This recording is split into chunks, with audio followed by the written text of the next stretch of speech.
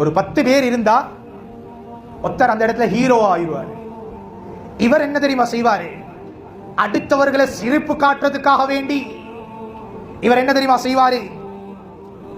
அடுத்தவர்களை சிரிப்பு காட்டுறதுக்காக வேண்டி அவன்ட குறை இவன்ட குறை, இவன் எப்படி படைக்கப்பட்டிருக்கிறான், கட்டையா நெட்டையா கருப்பா வெள்ளையா அசிங்கமா அழகா, இத பத்தி அப்படியே வர்ணிச்சு நீ போடா நீ இப்படி நீ போடா நீ இப்படி. கண்ணியமானவர்களே, இப்படி எல்லாம் பேச ஆரம்பிச்சு இவருக்கு என்ன தெரியுமா? இவருக்கு ஆசை இந்த 10 பேரும் சிரிக்கும்.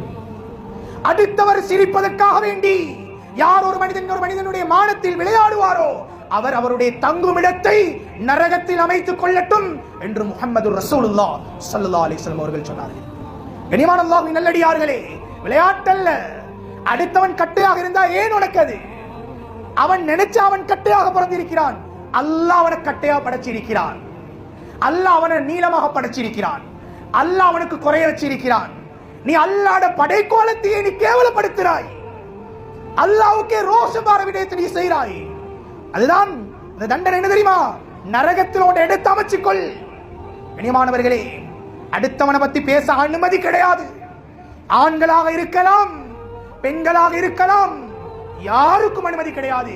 அடுத்த மனிதனுடைய மானத்தில் விளையாடுவது, அவன் எப்படிப்பட்டவனாக இருந்தாலும் சரி.